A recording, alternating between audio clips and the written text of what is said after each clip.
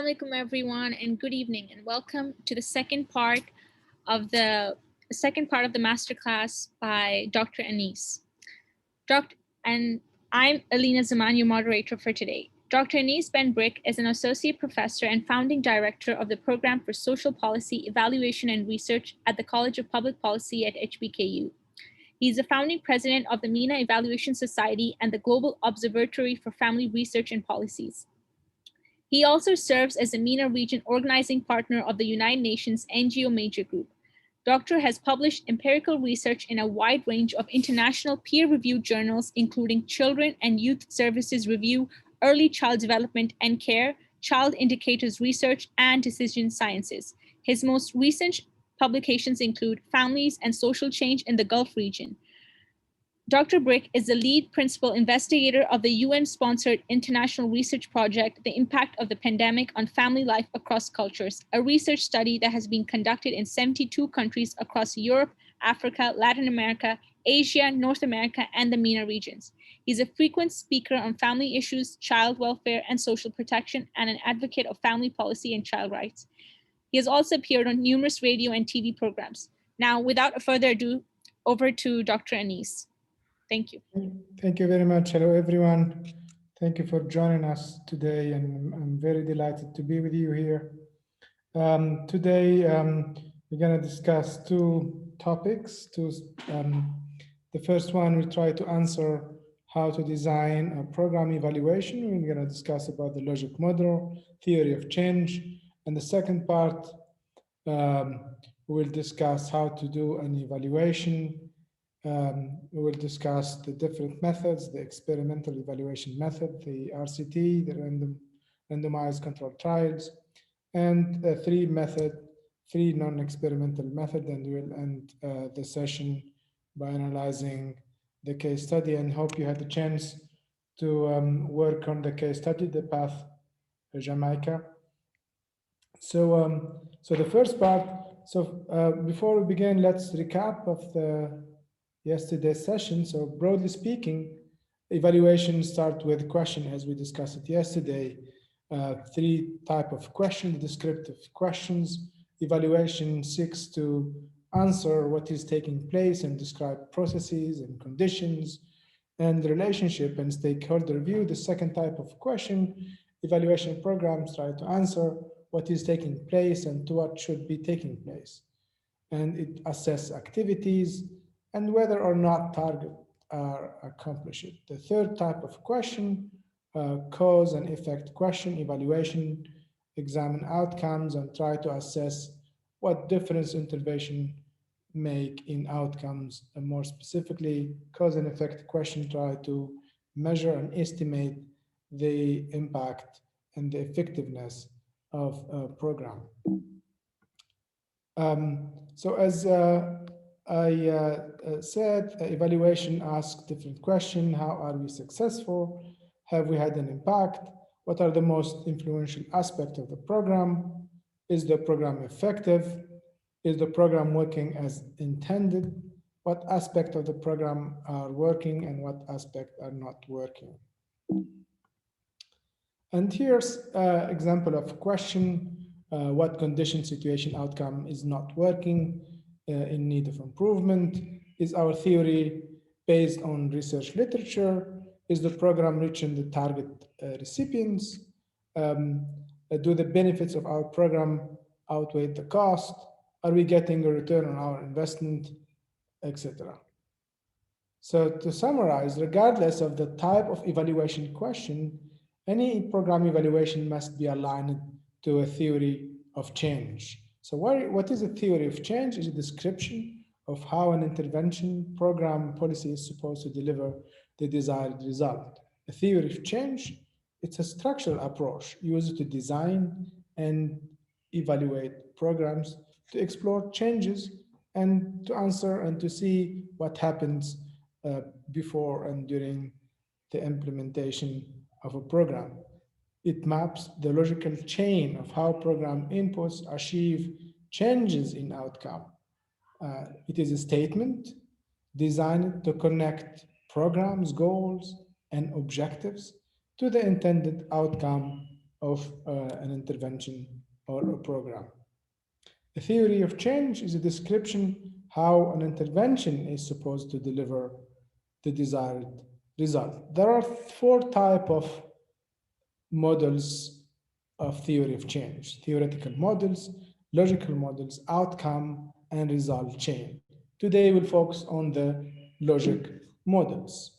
So a logic model provides a simplified picture of the relationship between program input or resources and the desired outcome of the program.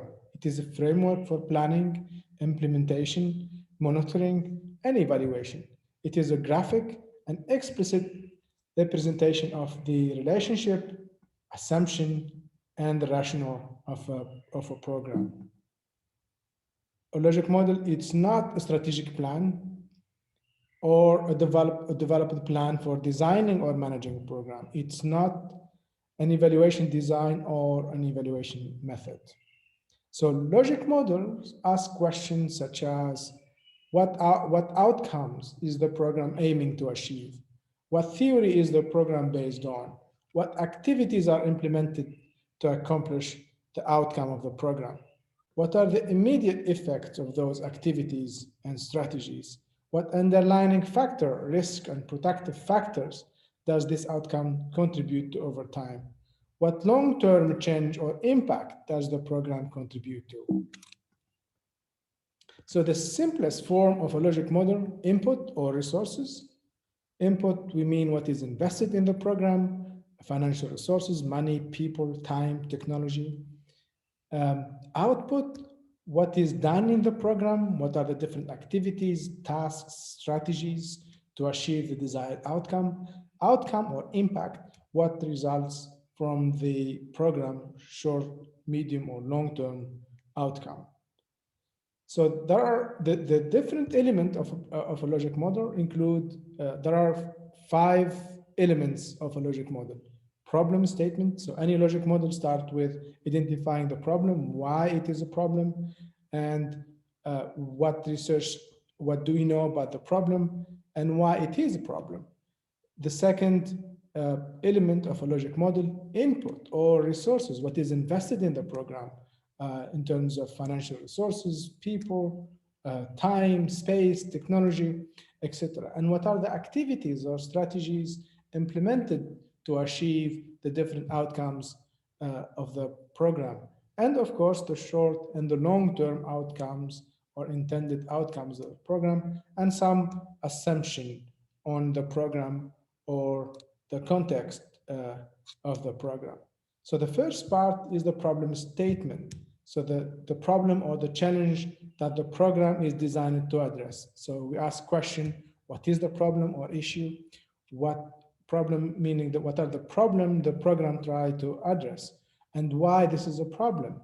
So for example, a child care protection or child care protection program seek to reduce, to solve, to address a problem of child violence.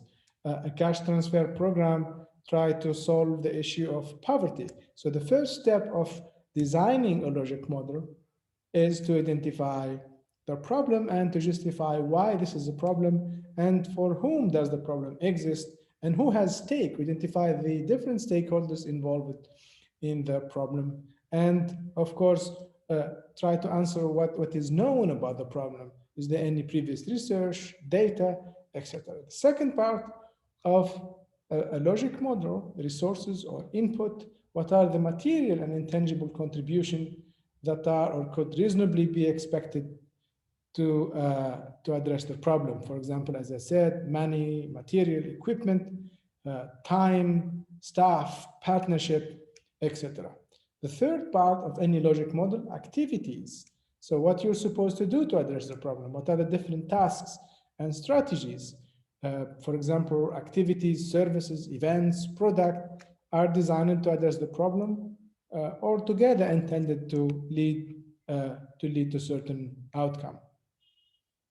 So the fourth element of a logic model: outcomes. What difference does it make? What the program or what is the outcome of the problem, or how we measure the effectiveness of the problem of the program. Sorry.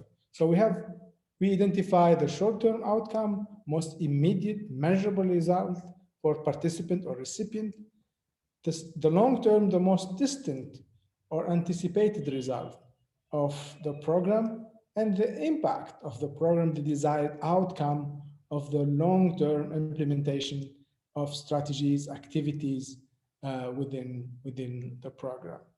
And finally, uh, assumption are the belief about the participant, the recipient, the staff, the program, and how change or improvement may be realized. So we make in each program we make an explicit assumption, explicit or implicit assumption. Assumption can be internal or external. Uh, we will discuss this in more detail when we discuss the first group activity. So I'm gonna assign you to breakout room 4 groups today. So please locate your correspondent slides, introduce yourself, write your name on the slide, and work on the first activity of the second day. So let me to the breakout room. So we'll work in 4 groups for 10 minutes.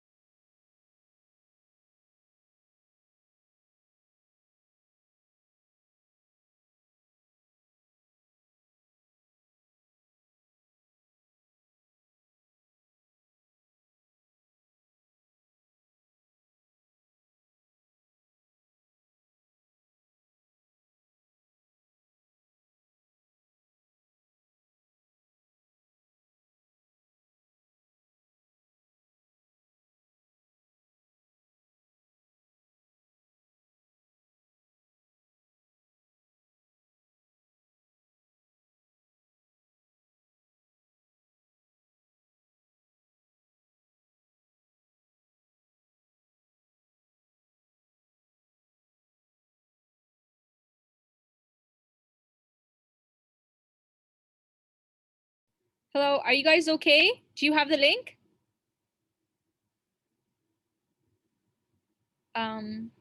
Ayan, Nisa. Well,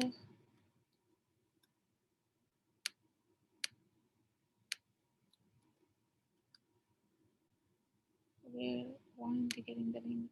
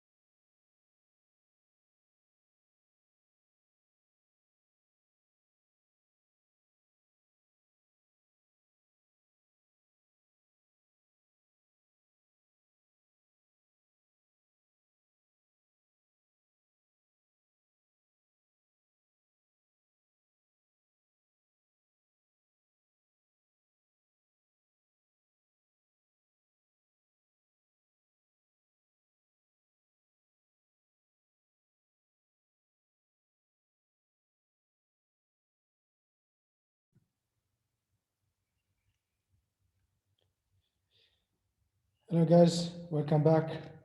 So I'm gonna call the first group, Fatima and Lean. Uh, so Fatima or Lean, please tell us about your case and what is the problem statement, inputs, outputs, outcome, and assumption. Okay, so for the first case, so we worked on the problem statements, which is increasing college attendance among low-income students in grades 9 to 12. For the inputs, so we choose human resources, mentors, cook, and teachers, financial resources, and technology resources such as computers, laptops, and tablets. Yes. So the For problem here, sorry to interrupt. So the problem is not increasing the college. That's the increase in college attendance. That's the outcome. So the problem here, we have low college attendance among low income students. mm, yeah, So the reason why we decided to implement and propose this program, the College Ready in School-Based College Access Program for students in grade 9 to 12, the problem is the school have a low attendance among low income students. mhm. Okay, Okay, go ahead. okay, yes. So for the outputs, we Yes. have monthly meetings, one-to-one counseling, series of evening and summer workshops. And for the outcome is to increase the number of college students among low income. Yes, so the different activities, meetings and counseling and summer workshop. So those are strategies or different tasks and activities to achieve the program. And what are the assumption of this program? The first one, encourage students to pursue their education.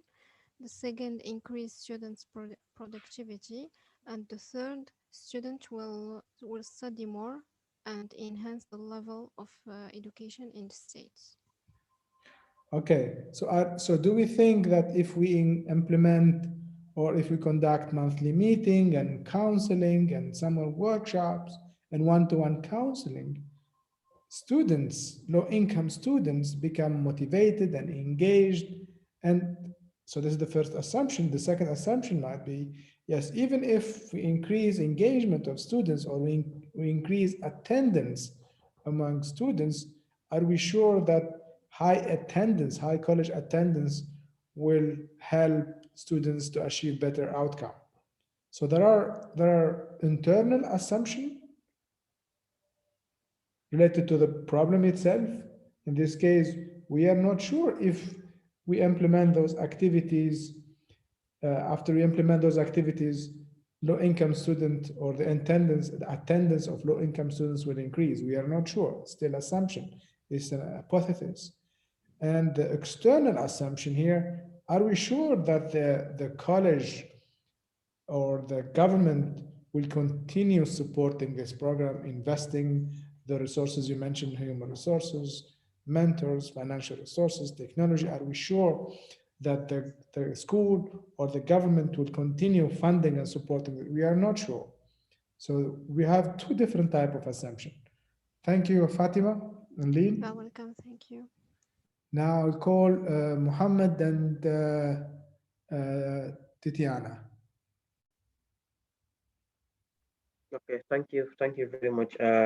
Yes, our problem statement is a low attendance rate among low-income students in grade 9 to 12. That is the problem we identify as that need to be solved. And part of our input, we have finance, like financial resources. We also need human resources, mentors, counselors, trainers, and resources for training, that like books and some other stationaries that we will be using during the trainings. And output or the activities we are going to be conducting is monthly meetings, one-on-one counseling, mentorship programs, evening and summer workshops, as well as family workshops. So the outcome is to help the student to be motivated and also to help them to know the application process. Yes. that is going to happen, and also there will be high attendance rate as well as high application rate. So those are the outcomes we are thinking will happen once we put our inputs. But the assumption is we are not sure if these activities, if we conduct them, they will be able to we will be able to have high attendance rate, because there are some other factors that might be not within our control, and one of them is finance. For instance, if you help the student to apply and to do all the process and get in, will they have the finance to be able to pay their tuition fee? That is one factor which we don't have control over. And another factor also is yes, another factor is finance on transportation, whether they will have the money to be able to take go to school, or maybe to take rent within the student housing or dormitory or whatsoever. That is also another problem. And we also have another external factor which has to do with grades. So it's also a factor if students are not scoring higher grade to be able to get admission to university, even if you help them to know the process on application or to be committed or ready to attend school. If they don't have the proper grades, they will not be able to get attendance. So those are the assumptions we have. Excellent. Thank you, Mohammed and Tatiana. Now I'll call the third group, Sabika, Catherine, and Mohammed. So our case study was different. It was to do with a school transitioning into a blended model. So our problem statement was, how can the school best transition into a blended learning model while maintaining or improving student performance? And in that sense, are the inputs or the resources in order to turn a traditional school into a blended model were proper IT systems or infrastructure, students to have access to Wi-Fi connection, because according to the case study, they would all get netbooks, but how would they be able to utilize those? The fact that instructors would be trained, motivated, and proactive in experimenting, because this is a learning curve. Experienced school leadership and coordinators. We'd have the right investment funds for all the IT infrastructure, the buy-in from students and parents, and proper assessment tools and evaluation kits. So there's a lot that goes in. In terms of outputs, we're kind of expecting a greater experience and familiarization with different technologies and educational tools, that students will continue to learn and engage. There'll be a strong learning dynamic, a healthy attendance of students in a blended fashion, parent satisfaction, and appropriate tools and techniques for classroom observation. And the outcomes, in terms of more short-term, would be the actual learning, that there is no interruption in the learning as the school transitions. And in fact, there would be positive learning outcomes. And in the medium to long term is a more robust educational model and new pedagogies from all of these new ways of managing education. Our assumptions here, of course, are that we're assuming that higher engagement will lead to better academic performance. We're assuming that we have the right buy-in from teachers, parents, and leadership. We're assuming that technologies will work seamlessly and the right technologies will be bought and put into place. And we're also assuming that this blended model would suit all learning styles. Excellent. So so the case here, the goal of the case of the model of the program is to improve first student achievement and to tailor the instruction to the needs of students. So your problem here, the program is trying to address two problems. First is to improve. So the problem here, it's a low student achievement. And the second problem is that the courses are not tailored to student needs. So we have two problems here. As you said, so outcomes would be increased student achievement, but also increased or decrease the gap between student needs and the curriculum. Excellent. Thank you, Sabika. And Catherine and Muhammad. And finally, the fourth group, Laura and Salma. So after discussing the case, we figured out that the problem statement was related to figuring out how to address conflicts in student schedules while simultaneously encouraging and fostering academic excellence. And when it comes to inputs, we are assuming that the program is gonna deploy individual rotation model, and they're gonna use special notebooks for students and unique scheduling programs. And the staff includes qualified teachers who must have basic IT knowledge and site coordinators and the principals. Whereas the outputs or activities, well, they're aiming to have a variety between online courses and face-to-face teaching in order to suit the students' needs Yes. and address their schedule and fit into their varying schedules. And as for the outcome, we are ultimately hoping to improve student achievement and individualized instructions. In this case, we are assuming that this model is going to be efficient and it's going to be enough for the students to have a complete learning experience. And we're assuming that this would help students get a good education on their own terms. And this model would probably work better if the virus does not spread to a great extent, because there's always the threat of complete lockdown, which prevents face-to-face classes, and this should be taken into consideration, of course. And we're also assuming that students would have access to internet at home and would have a safe studying space. And finally, we're assuming that this would be feasible on the school's terms. Excellent. Thank you. Thank you very much, Laura and Salma. So as you mentioned, so if we go back to the problem statement example of, if we take the blended learning program, example of problems statement, students are not actively engaged in their learning, courses are sometimes monotonous, students have limited one-to-one attention from teacher, student courses are not personalized, etc.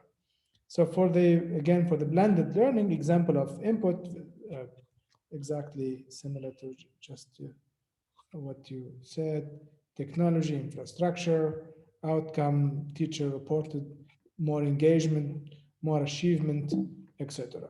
So the reason why we are designing a logic model is to help us to identify and to develop a theory of change. To summarize here, the first step of designing of program design, program evaluation, is to design a logic model, which will help us to identify a series of if-then statements across the model. We call it theory of change. So, for example, based on the analysis, based on the logic model you did for the blended learning case, so the theory of change for the program for blended learning case is the following. If the district apply funds, support financially the support blended learning in the three school, then the school will provide teacher with the training and establish infrastructure.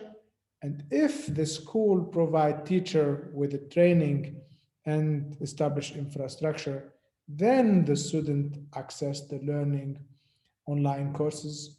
And if students have access to online courses, then the teacher will be able to personalize instruction. And if the teacher personalize instruction and students are more engaged in the learning, then students would be able to master the content and develop their skills. And if students master the content and develop their skills, then they will perform a better assessment of their learning. So the theory of change help us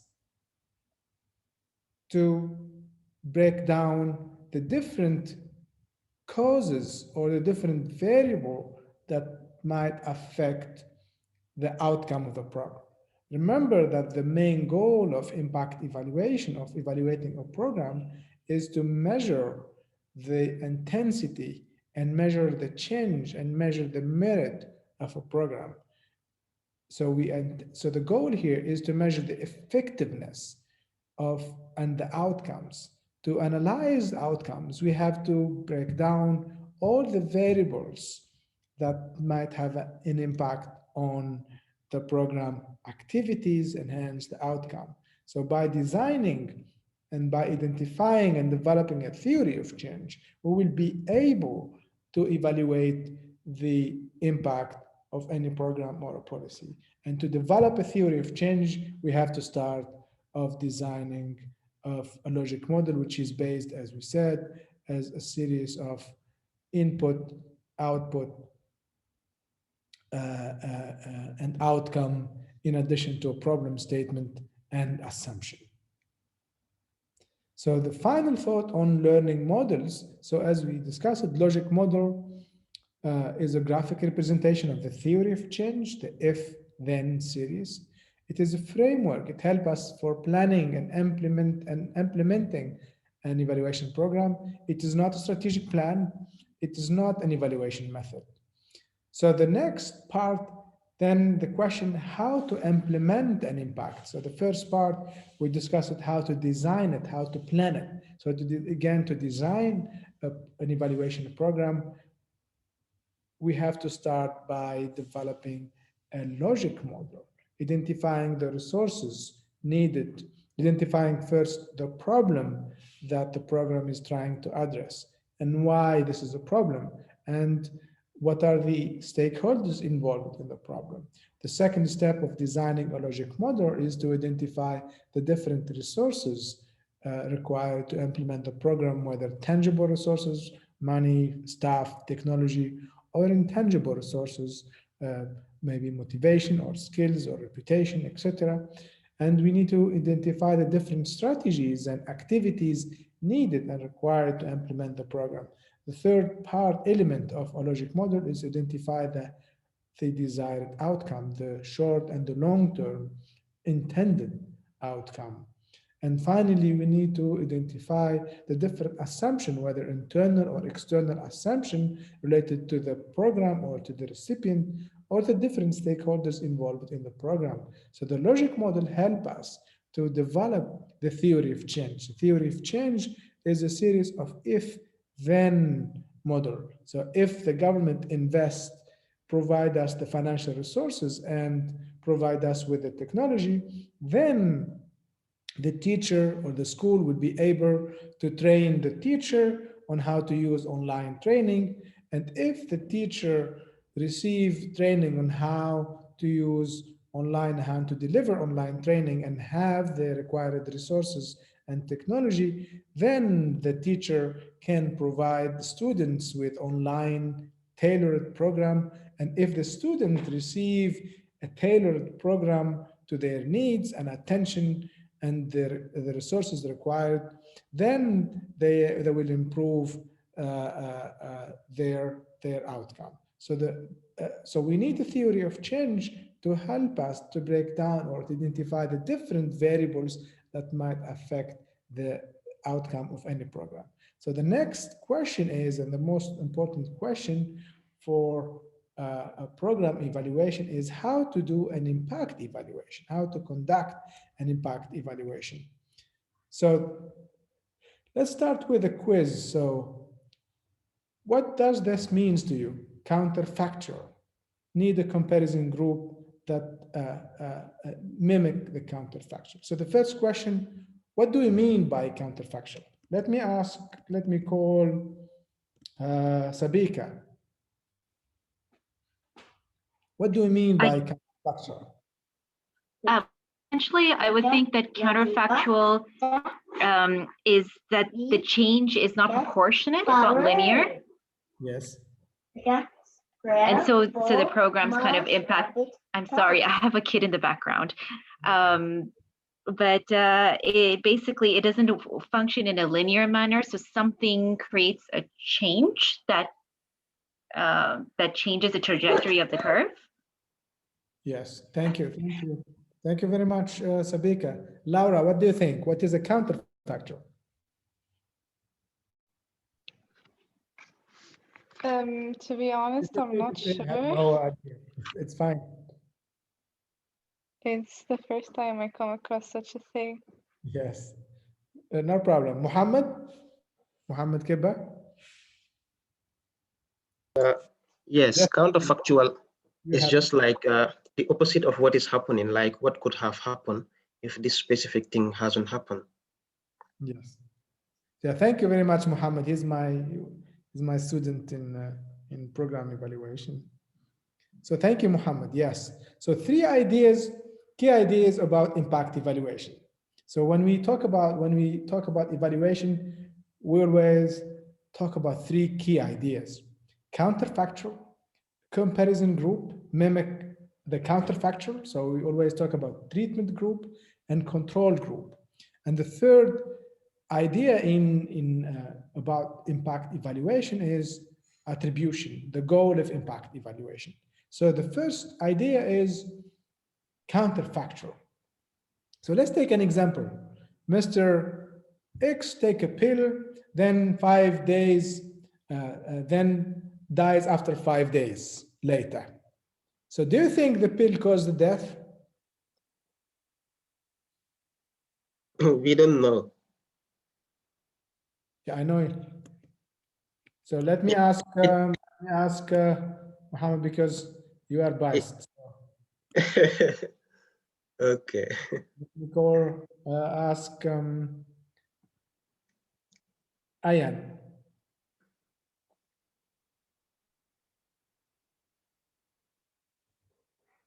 Ayan Saeed or Fatima. It can be the cause, but we need more information to know. So Like we need it's more one of the information. yes, Maybe it's the cause, maybe not. yes. So we need more information. What do you think, Catherine?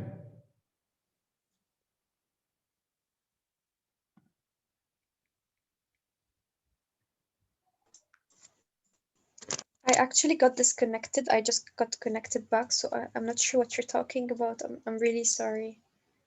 So we So, said Mr. X or Y takes a pill and then dies 5 days later. Do you think the pill caused the death?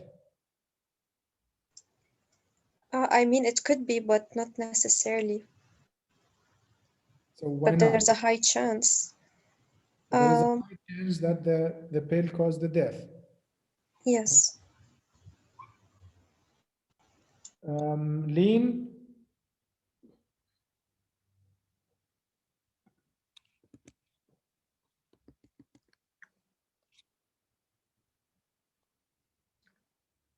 so yes, so we are not sure here if the pill because caused the death, because we need more information. Maybe there are other potential factor that can affect the outcome, the death under consideration.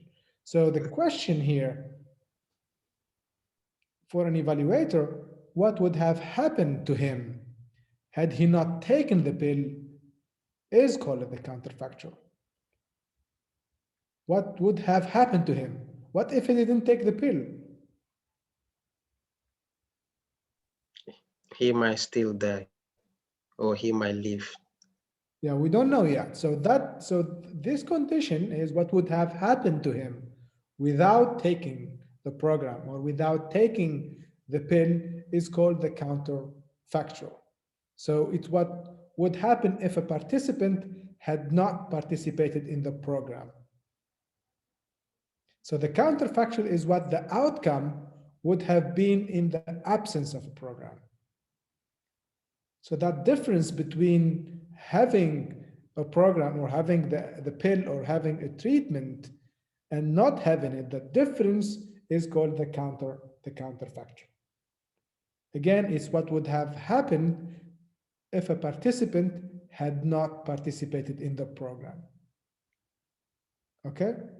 So for example, if we a training program or job training program for employees, the goal of the program is to help them to acquire new skills, and the outcome of the program is to increase employees' income, salaries.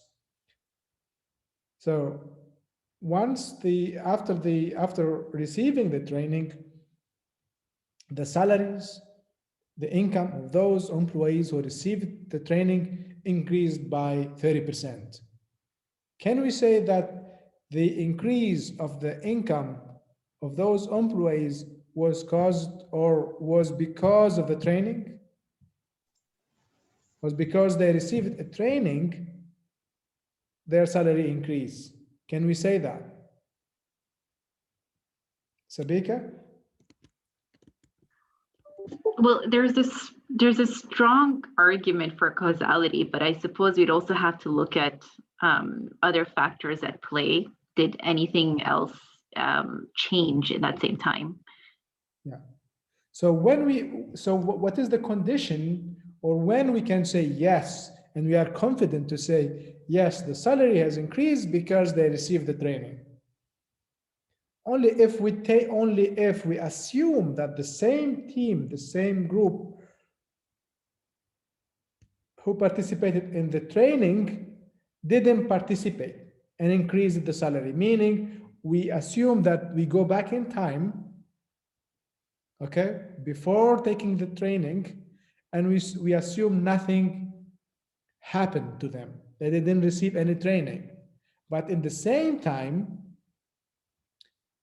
their income increased. So this difference between participating in the training and not participating in the training is called counterfactual. All right?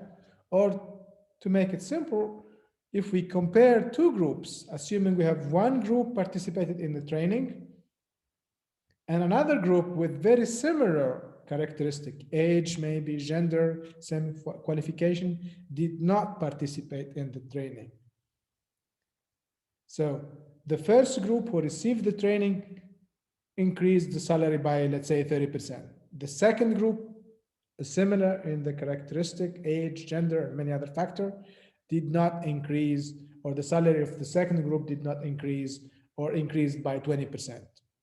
Can we say that the training program has an impact on salary or the income in this case? What do you think, Yes, I Mohammed? think so, for sure. Yes, because we compare two similar groups, right? So we compare the difference between the income of those who participated in the training, and the same group, similar group, did not participate in the training. So the difference between the income of those who participated in the training and the income of those who didn't, that's called the counterfactual. So if the difference is positive, we can say that the program or the training program has a positive impact on the income. Okay, so counterfactual is often constructed by selecting a group not affected by the program. As I said, we select a second group did not participate in the training program. Okay, so how we select a second group? So we can select them in only two ways. Randomly, so we can randomly select any employees from the organization sharing similar characteristics. So use a random assignment of the program to create a control group. So the second group who did not participate in the program, we call them a control group. The group who participated in the program or the training program, call them a treatment group.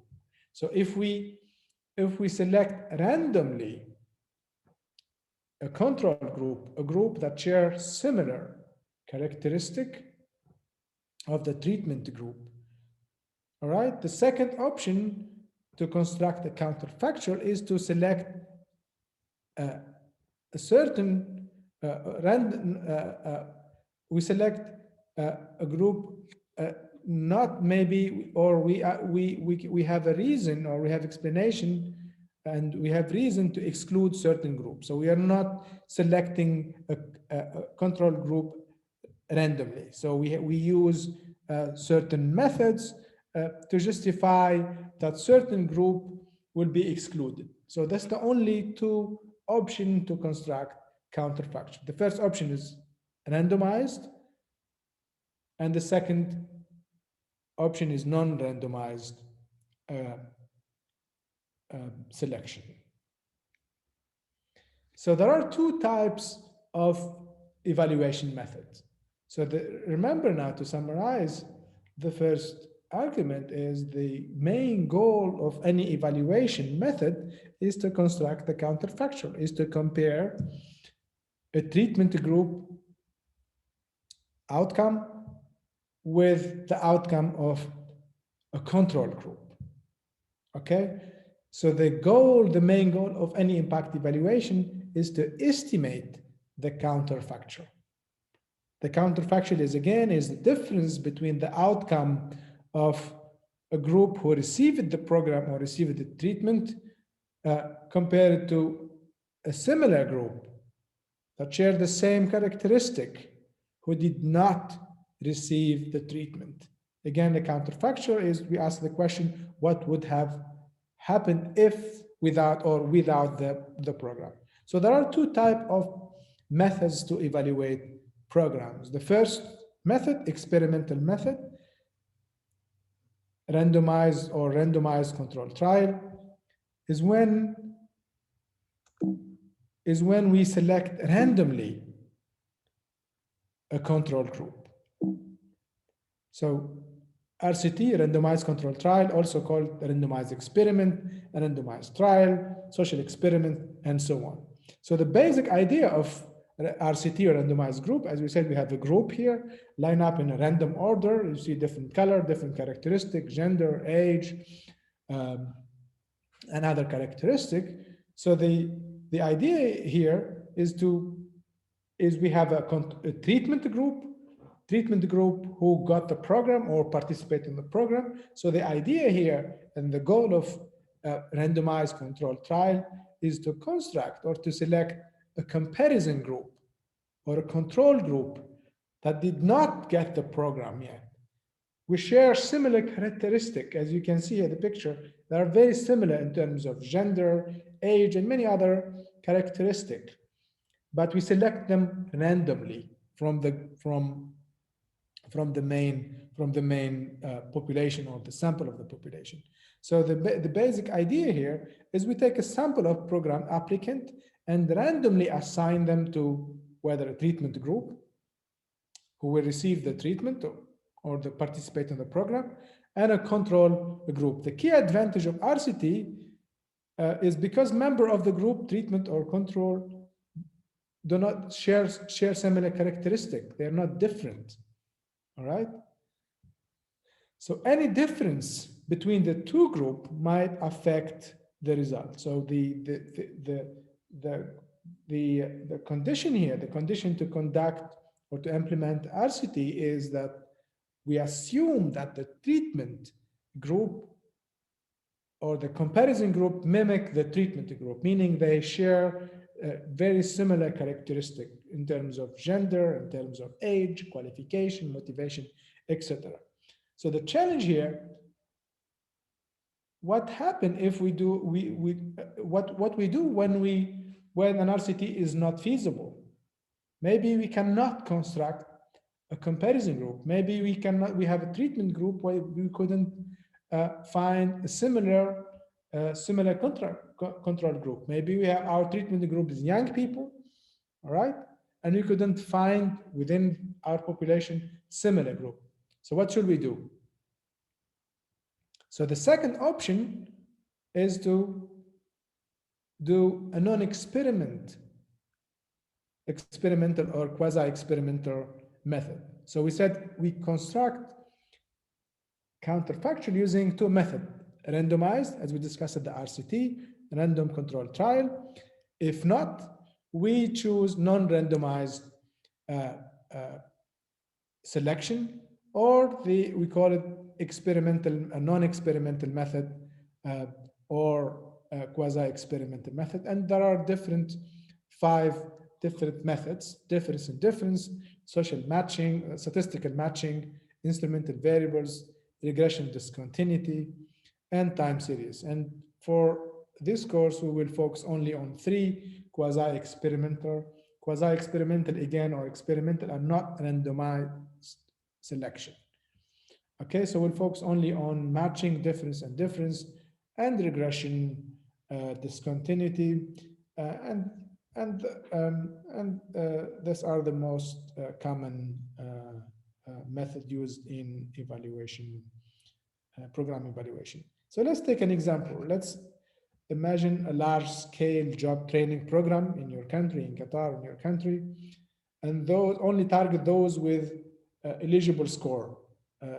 We each applicant, for each applicant we will calculate a score based on maybe employment duration, previous job, etc.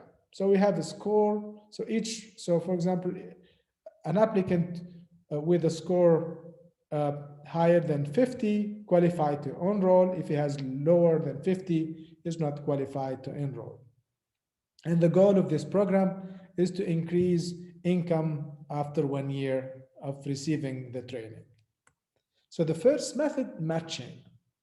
So again, the whole idea behind evaluation, program evaluation, is to compare two groups, a treatment group, and our main goal in evaluation is to find a comparison group that share similar characteristics. The first method, the randomized controlled trial, we select randomly from the population a similar group. If we are not able to do it randomly, we'll use different methods. One of the methods, non-experimental method, is matching. So matching means manually, instead of randomly, manually we construct a group that looks like the treatment group. So as we can see here, we have the treatment group and look to the population. So what we'll do, we'll match, we'll identify certain individuals from the main population in the left side of the screen that share or looks like the treatment group. So we will match individual who didn't receive the treatment with individuals who received the treatment. So we'll construct manually a control group or a comparison group. So for example, for the job training program, so what variable would you want to have in order to get a very good match? So again, our training program is targeting employees working in any organization with the aim to help them to increase their income. So if you want to use matching, if you want to evaluate the impact of the large scale job training program on income, so what should we do here?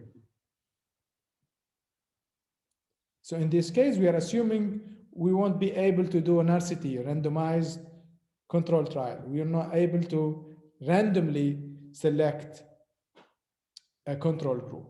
So we'll use manually construction of a control group or matching. So we said matching is to manually construct a control group from the population. So the question here, what are the variables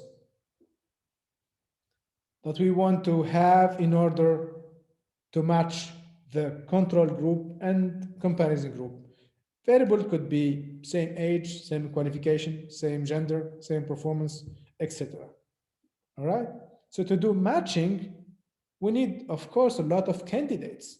Imagine you are working in a company of 20 workers, and we decided to send 5 employees to training. So how we will construct a control group, how to select a group, 5 individuals, similar to those who received the treatment.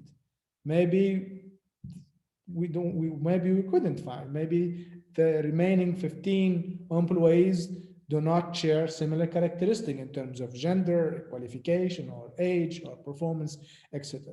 So to do matching, we need a large database, a large number of candidates, a lot of variables to match. So remember, the main assumption in impact evaluation that treatment group and comparison group are very similar. The idea here is that comparison group, or the assumption that comparison group is equal in terms of characteristic of the treatment group. We're assuming that the group who received the treatment or program share exactly the same qualification and same age and maybe the same gender compared of the control group. So the shortcomings of matching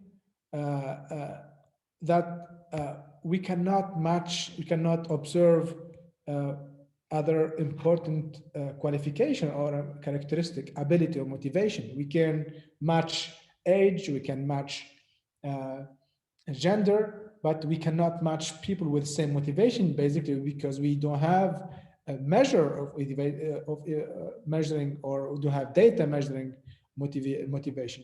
If we go back to our case of the job training program, imagine we find a control group similar to the group who received the training. But what if the group who received, or the group who enrolled for the training, usually they are more motivated, more hardworking than the group who didn't receive the training. So how to measure ability, motivation, engagement? So there are certain differences or certain characteristics we cannot measure them when using matching. However, matching is very helpful when we have rich database or large pool of candidates. We can use data, healthcare utilization, or rich demographic data. For example, let's say we would like to assess to the extent to which wearing masks in public reduce the transmission of COVID in countries with low requiring the wearing of masks. So we can, in this case, if we use matching, we can match individual in mask wearing countries to other individual in other countries and assess the rate of COVID infection. Okay, so the second method, the second non-experimental method is the regression discontinuity. So the rationale here is to compare those participants just below a cutoff compared to those just above a cutoff. Meaning, if we go back to our large-scale job training in your country, so we said only candidates, only applicants who have a score based on their employment duration or previous job, etc. Only those applicants who have a score higher than 50 qualify to enroll. So regression discontinuity here, we will measure those applicants who have a score just above the cutoff, meaning here applicants who have a score of 52, 53, 55, with those below the cutoff, just below the cutoff, 48, 49, 47. The difference between the outcome around the cutoff, around 50. So if we compare the outcome of, or the income of those individuals who have a score of 52, if we compare their income after a year with the income of those applicants who did not participate in the training because their score is just below 50, 48, all right? So that difference is the program impact.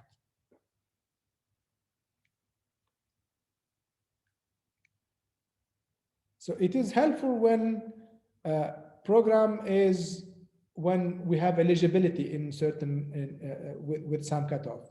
In other experiment or other programs, we don't have a cutoff. So in this case, we have a cutoff. So cutoff means selection criteria. For our case, we said we only enroll only candidates with a score above 50. So the 50 is the cutoff. But imagine a cash transfer program or other program who are not based on a cutoff. The selection or the admission or the criteria to receive the treatment or the program is not based on a cutoff. So let's say, for example, take the COVID example. Let's say we offer an experimental COVID treatment, a vaccine, for example, to infected patients based on their viral load, for example, exceed some threshold or a cutoff.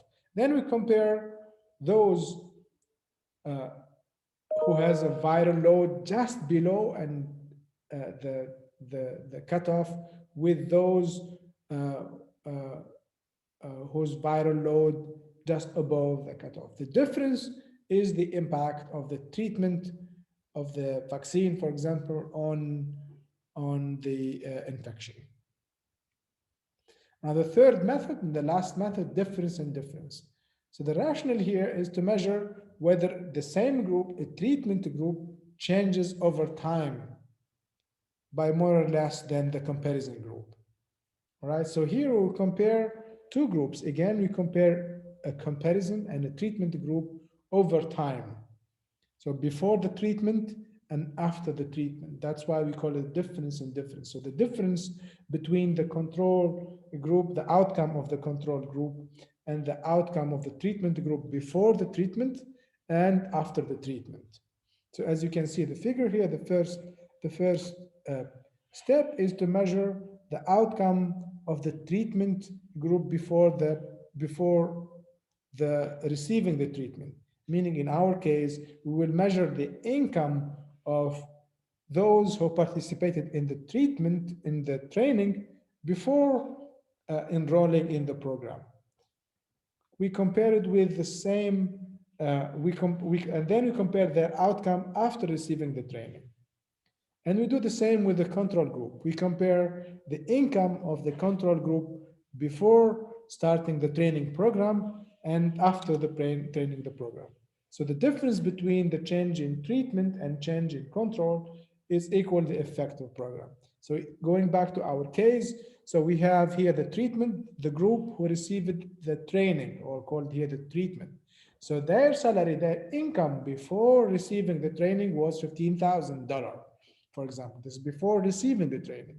After they received the training, their income increased by $7,000. So their income became $20,000 a year. So the difference between the two pre-training and post-training for the people who received the training is $6,000. Again, so we have a group, the control group of employees received the income before receiving the training, it was $15,000, but after they received the training, their income increased by $6,000. The control group who did not receive the training at all. So we check there, or we measure and their income before before starting the training. Remember, the control group will not receive any training. All right. So the income was $25,000 before starting the training program for the other group, and their income after the training program received by the other group, the treatment group, was $1,000. So the difference between the treatment, the income of the people who received the training and the people who did not receive the training was $5,000, and that's the difference, or that difference is called the impact of the program. So in this case, we can say, yes, the training program increased income and has an impact on income. So it's helpful, difference is helpful when we have data over time, before and after, before receiving the training and after receiving the training. And ideally, of course, we need to have a comparable control group, and of course, data on the control group before and after receiving the program. A good example of difference in different cases when we measure the impact of minimum wage on income or on other outcomes. So we can have data before starting the minimum wage policy and after receiving the minimum wage policy for a treatment group or a sector, or employees in a sector, or employees in a certain context, compared to a control group, meaning employees who, or a sector or an economy who did not have a minimum wage. So to summarize, there are three non-experimental methods discussed in this class.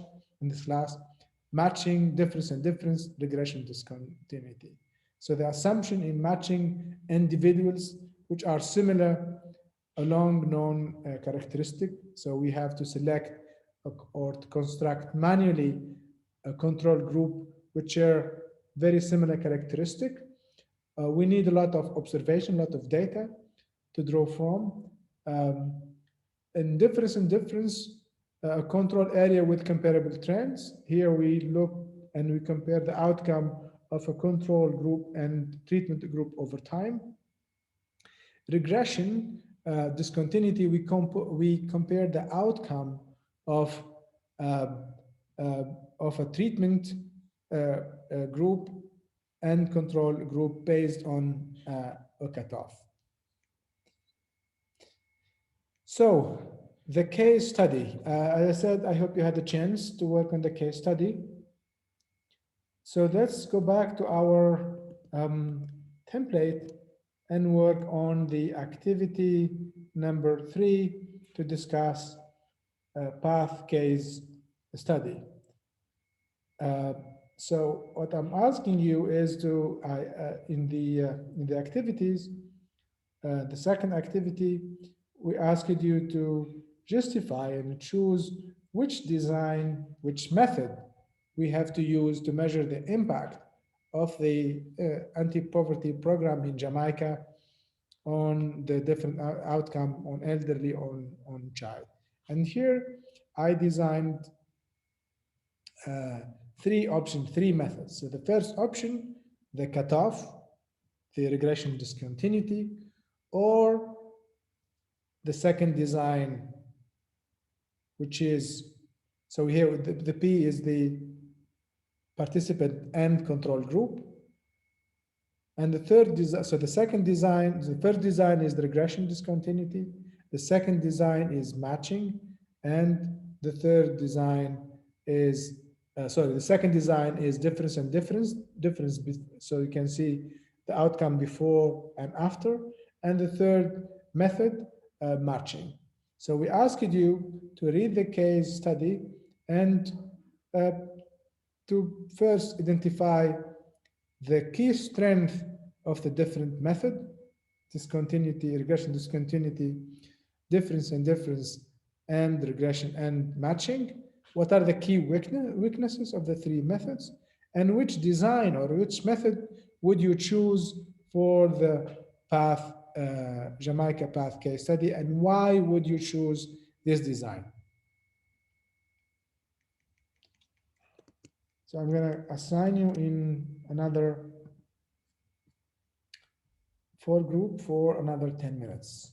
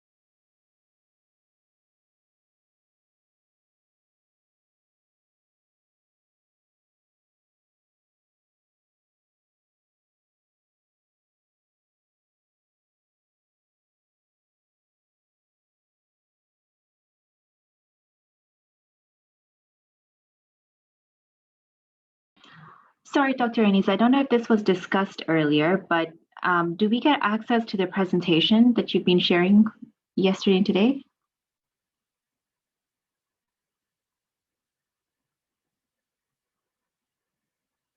You're on mute.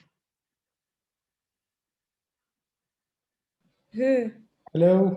Hi. Yeah, I sent you the link of to access to the presentation of yesterday and today. It will be only one file.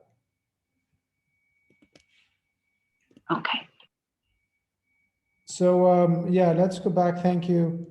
So the case, to summarize the case study, the PATH case study, the government of Jamaica asked a consultant, Mathematica, an evaluation consultancy in the US to evaluate anti-poverty program targeting families and children in Jamaica. So the case study summarized the methodology and the context of the evaluation program. And I asked you to read the case study and to review the different options. So I asked you to play the role of the consultant and to advise the government of Jamaica on which method, non-experimental method, or RCT, randomized controlled trial, or matching or regression discontinuity, which method you think as a consultant, as an expert in evaluation, you should use to measure the impact of the program implemented in Jamaica called PATH program, to measure the effectiveness or the outcome and the impact of PATH program on different outcomes. Okay, so if you have time, please read the case study. It's very interesting case study. It will help you to apply what we discussed yesterday and today, the theory of change and the different methods, non-experimental method, and how we measure the impact of a program. So the method used in this case study was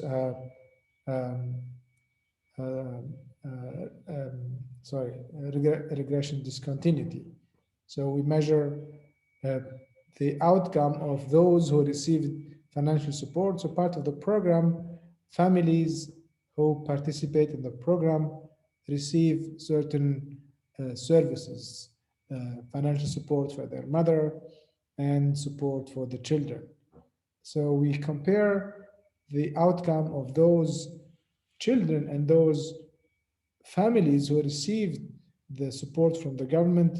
We compare them, those the treatment group, we compare their outcome with the outcome meaning health outcome, educational outcome, and the family outcome in terms of well-being, with those who did not participate in the program. So this method is called regression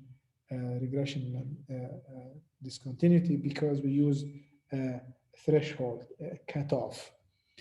So we measure the poverty. We say those who have an income below, for example, $2 a day receive the program, and those who has an income higher than $2 a day are not eligible to participate. So we compare those who are eligible below the cutoff, the poverty line, with those control group who has an income higher than the cutoff. Okay, so and here are the results. We do the statistical analysis, and we compare the impact of this program, anti-poverty program, on school attendance. So the school attendance in that community in Jamaica, in low-income family, was very low because they are poor. So we measured here the impact, the assumption, and the goal of the outcome. The program is to increase school attendance. So as you can see here, according to the statistical analysis, the evaluator collected the data in Jamaica, and the result shows a positive, as you can see here, a positive impact on positive and statistically significant impact of the program on school attendance. So the program increased attendance of by 0.45 days. So meaning the attendance, the impact increased the attendance of school by 25%. So meaning the students who received or families who received the program increased their attendance by 2.5% a year. And we measured also the impact of this program on healthcare usage. And again, as you can see here in the statistical analysis, we collected data and measured the results.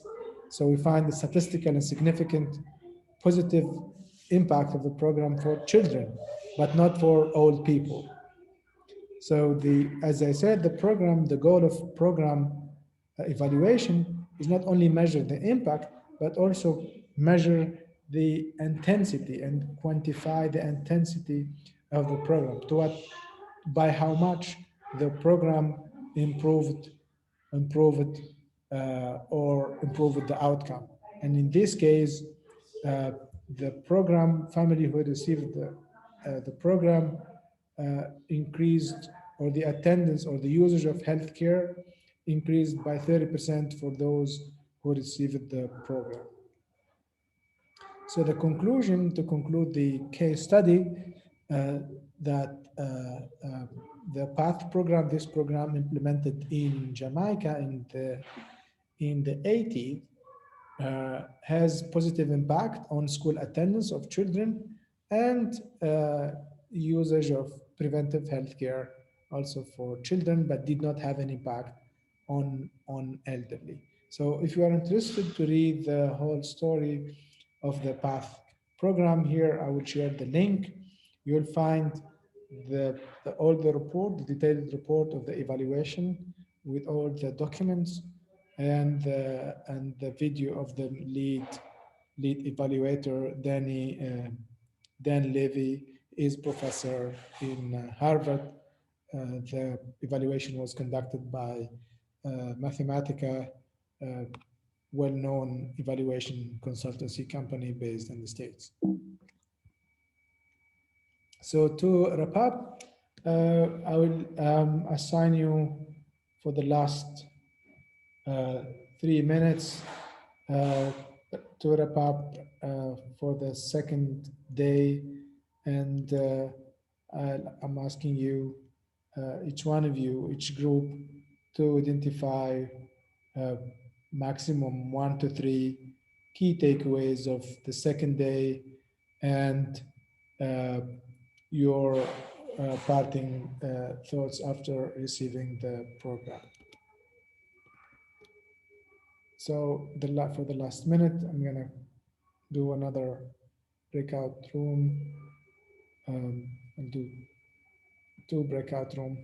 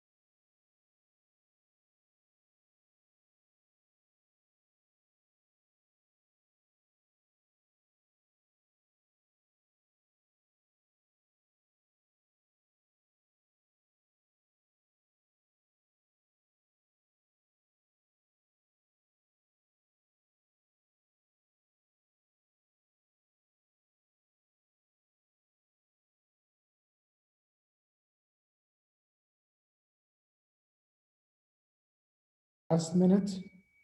So I will ask Fatima and Lean to tell us their key takeaways. And Fatima?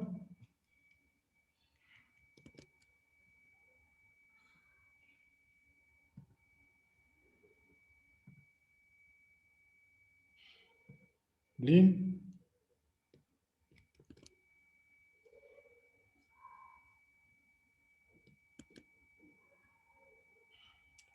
Okay, so let me call Mohammed and Sabika.